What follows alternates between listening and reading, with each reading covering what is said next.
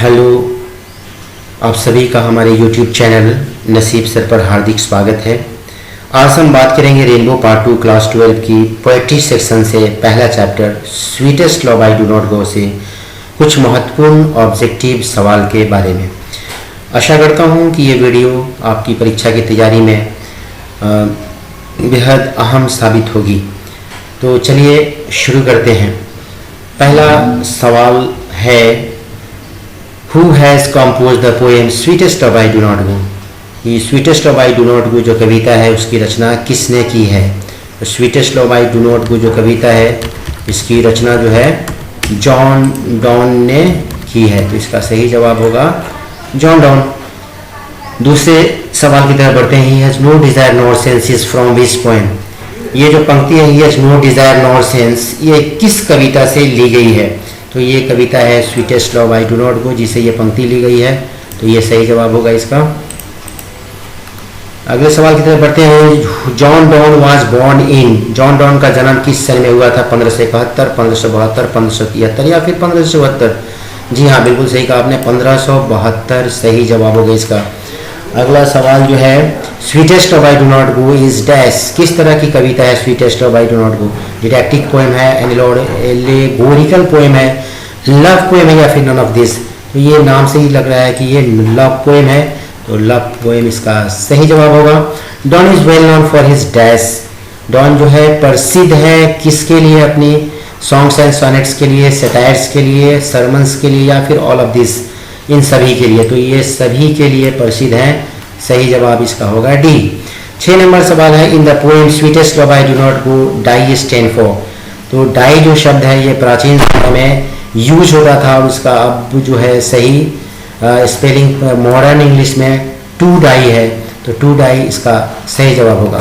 7 number सवाल है, sweetest love I do not go may be compared with Shakespeare. Sweetest love I do not गो की तुलना जो है शेक्सपियर की किस कविता से की जा सकती है? All the world stage, the marriage of true minds, blow blow the winter wind या नन ऑफ दिस? 11वीं क्लास की किताब में रेनबो में the marriage of true minds जो कविता है विलियम शेक्सपियर की, बिल्कुल इसी कविता से तुलना करने योग्य है। इसका सही जवाब होगा the marriage of true minds. 8 number सवाल है, John Donne is a dash poet. John Donne किस तरह के कवि हैं? नेचर, मेटाफिजिकल, कैवेलियर या फिर रोमांटिक? तो सही जवाब इसका होगा बी, मेटाफिजिकल। 9 नंबर सवाल है, John Donne was the Pioneer of dash. John don है किस तरह के कविताओं के अग्रणी या मार्गदर्शक है? पायनियर मतलब, तो ये जो मेटाफिजिकल आप देख रहे हैं आध्यात्मिक कविताओं की या अग्रणी या मार्गदर्शक है, तो मेटाफिजिकल पोएट्री सही जवाब होगा इसका। 10 नंबर सवाल है, sweetest love I do not go is dash, किस तरह की ये जो कविता है या सनेट है यानी 14 पंक्तियों की कविता है या फिर ओड है या फिर लिरिक है या बैलेड है? तो गीत बोलते हैं इसको, ये लिरिक है मतलब गीत है, तो सही जवाब इसका होगा लिरिक। 11 नंबर सवाल है, sweetest love I do not go has been address to, किसको संबोधित करके ये कविता लिखी गई है? तो डॉन ने अपने सिस्टर को संबोधित करके लिखा है या मदर को या फ्रेंड को या फिर वाइफ को? ये कविता इन्होंने अपने वाइफ को संबोधित करके लिखा है, तो ये सही जो है जवाब होगा डॉन्स वाइफ। अगला प्रश्न है, the occasion of the poem sweetest love I do not go is Donne's, ये किस समय ये कविता लिखी गई है? डॉन जो है कहाँ जा रहे थे तब इन्होंने ये कविता लिखी थी? तो वो जा रहे थे अपनी पत्नी से दूर, कॉन्टिनेंटल ट्रिप पे जा रहे थे, किसी यात्रा पे, ट्रिप पे, द्वीप के, महाद्वीप के किसी यात्रा पे जा रहे थे, जिसकी वजह से जिस अवसर पे उन्होंने ये कविता लिखी है, तो सही जवाब हो continental trip. John Donne has retain the poem, John Donne ने कौन सी कविता लिखी है? तो ये बिल्कुल आसान सवाल है, बिल्कुल आपको याद भी होगा। जी हाँ, बिल्कुल sweetest love I do not go इसका सही जवाब है। 14 नंबर सवाल है, in the poet in sweetest love I do not go is dash is below. कवि जो है sweetest love I do not go कविता का, वो अपने पत्नी यहाँ पे बिलॉव लिखा है, प्रेमिका से क्या हो गया है? टायर्ड, थक गया है, एंग्री है या फिर सैड है या हैप्पी है? दुखी है क्योंकि वो जा रहा है यात्रा पे, उससे दूर जा रहा है, तो उससे बिछड़ने की वजह से वो दुखी है और उसे दुख की अवस्था में जॉन डॉन ने ये कविता कही है। 15 नंबर सवाल है John Donne is going to dash leaving his wife behind. John Donne जा रहे हैं कहाँ पे? फ्रांस जा रहे हैं, जर्मनी, इटली या फिर इंग्लैंड। तो ये जर्मनी जा रहे हैं अपनी वाइफ को छोड़कर, तो सही जवाब होगा जर्मनी। 16 नंबर सवाल है John don thinks that dash is certain. John Donne सोचते हैं कि क्या चीज़ निश्चित है? डेथ निश्चित है, वर्क निश्चित है, लाइफ या नॉन ऑफ दिस। तो डेथ निश्चित है, ये सोचते हैं मृत्यु जो है हर आदमी की निश्चित है, और जॉन डॉन ने भी इस चीज़ को स्वीकारा है अपनी कविता में। 17 नंबर है John Donne wants to go away because he is not tired of his dash. John Donne दूर जाना चाहते हैं क्योंकि वो दूर जाना चाहते हैं क्योंकि वो अपनी प्रेमिका से क्या हुए हैं? थक गए हैं। तो किससे थके हुए हैं? थके नहीं हैं, बिलॉव्ड हो गए यहाँ पे। नहीं, इन्होंने बिलॉव्ड को संबोधित करके ही ये पूरी कविता लिखी है, तो ये थके नहीं हैं, तो इसीलिए यहाँ पे बिलॉव्ड होगा। अपनी प्रेमिका से थके नहीं हैं, वो दूर जाना चाहते हैं, लेकिन इसका मतलब ये नहीं कि वो उससे थक गए हैं या उब गए हैं। तो बिलॉव्ड सही जवाब होगा। 18 number the poet is better than the sun. कवि जो है सूर्य से ज़्यादा बेहतर है, इसलिए कि सूर्य के पास ना कोई डिज़ायर है, ना कोई इच्छा है उसकी, क्योंकि सूर्य के निश्चित गति से चलकर सुबह में निकलता है और शाम को डूब जाता है, उसकी एक निश्चित गति सीमा है। लेकिन आदमी जो है इसलिए अच्छा है क्योंकि वो अपने किसी प्रिय आदमी के लिए वो ज़्यादा स्पीड में काम कर सकता है, ज़्यादा शक्ति से अपने काम को कर सकता है।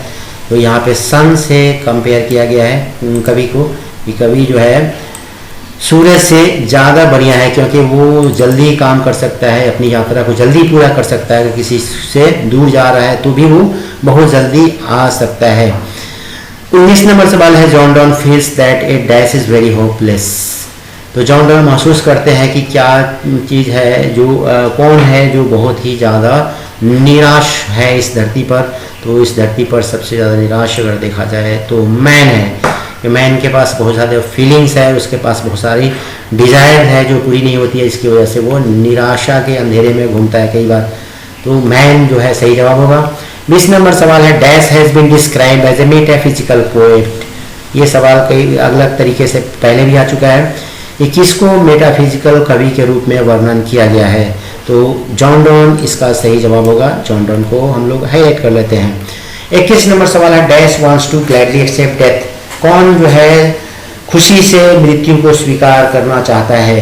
तो Walt Whitman, John Keats, John Donne या फिर टी.एस. इलियट। तो सही जवाब होगा जॉन डॉन सही जवाब होगा।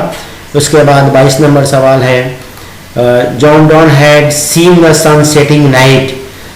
कब देखा जॉन डॉन ने सूरज को डूबते हुए? स्टार नाइट कविता की पंक्ति ही है कि स्टार नाइट जो है सूरज जो है डूब गया था, फिर अगले बार यहाँ पे पुनः अगले दिन ये निकल आता है सूरज। तो स्टार डे जो है सही जवाब होगा। 23 number that thou lovest me as thou sayest is from। ये जो पंक्ति है ये पुराना स्पेलिंग से बहुत सारा मिक्स है, इसलिए आपको अजीब सा लग रहा है, लेकिन ये जो कविता की जो पंक्ति है ये है sweetest love I do not गो की पंक्ति है। तो इस तरह की बहुत सारी पंक्तियों को देख के पूछता है किस कविता की है। तो इसका बेटर उपाय यही है कि आप पूरी कविता को 2, 4, 10 बार लिख कर और उसके जो मुख्य जो पंक्तियां हैं उनको याद कर लीजिए कि इस कविता की है, तो ज़्यादा आसानी से आप बना पाएंगे। 24 नंबर सवाल है Donne present himself in sweetest love I do not go in. Sweetest love I do not go में जॉन डॉन जो कवि हैं अपने आप को किस रूप में प्रस्तुत करते हैं? The first person singular number. ये पहला ही सही जवाब है। फर्स्ट पर्सन सिंगुलर नंबर के रूप में खुद को वो प्रस्तुत करते हैं। 25 नंबर सवाल है in dash at the age of 42 Donne accepted ordination in the Anglican church.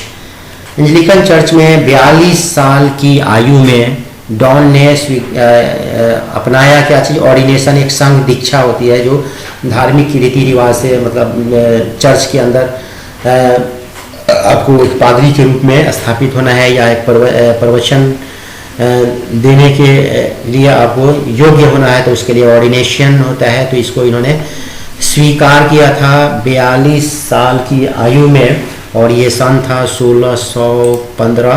तो ये 1615 बिल्कुल सही जवाब होगा लास्ट वाला।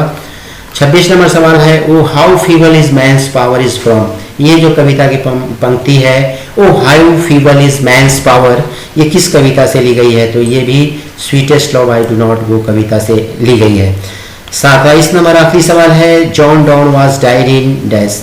किस सन में जॉन डॉन की मृत्यु हुई थी? 1631, 1630, 1626 या 1635।